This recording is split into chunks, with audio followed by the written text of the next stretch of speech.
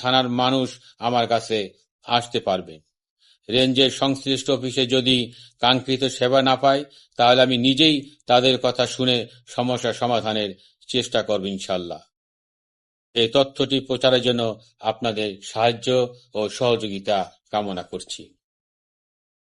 আজকে ঘোষণা করছি, ঢাকা রেঞ্জের জনগণের জন্য টক টু ডিআইজি নামে একটি মোবাইল অ্যাপ চালু করতে যাচ্ছি, যার মাধ্যমে ঘরে বসেই মোবাইলের মাধ্যমে যে কোনো অপরাধের তথ্য বা সাহায্য প্রাপ্তির জন্য আমাকে জানাতে পারবেন। অ্যাপসে যারা তথ্য দিবেন, অবশ্যই তথ্যদাতার পরিচয় আমরা গোপন রাখব। শীঘ্রই অ্যাপসটি চালু করে আপনাদেরকে জানানো হবে।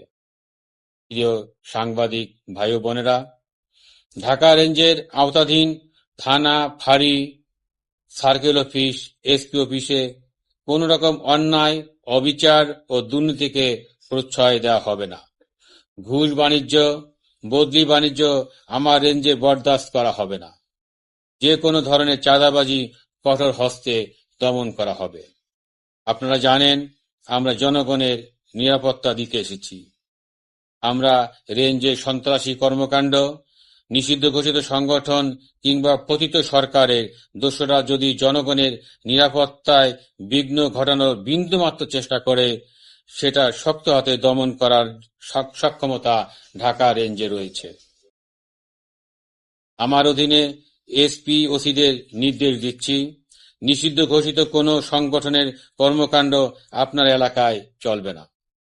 বৈষম্য বিরোধী ছাত্র আন্দোলনে যারা দমন পীড়ন করেছে, যাদের বিরুদ্ধে সুনির্দিষ্ট অভিযোগ রয়েছে, মামলার তদন্তে যারা দোষী, যারা দোষর হিসেবে পরিচিত, তাদের গ্রেপ্তার করার জন্য আমি নির্দেশ দিচ্ছি।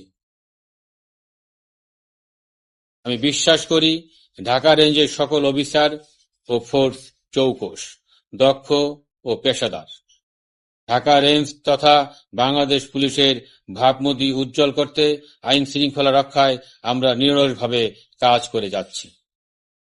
আশ্বস্ত করে বলতে পারি, সরকার আমাকে যতদিন ঢাকা রেঞ্জের ডিআইজি হিসাবে দায়িত্বে রাখবেন, ততদিন ন্যায় নীতি, নিষ্ঠা ও সততার সাথে দায়িত্ব পালন করে যাব। তার প্রতিফলন আপনারা আমার আগের কর্মস্থলেও দেখেছেন। অন্যায়ের সাথে কখনো আপোষ আমি আগেও করিনি, বর্তমানেও করব না, ভবিষ্যতেও করব না। সাধারণ মানুষ যেন সুবিচার পায়, অন্যায় জুলুম থেকে বাঁচতে পারে, সেটি নিশ্চিত করা হবে।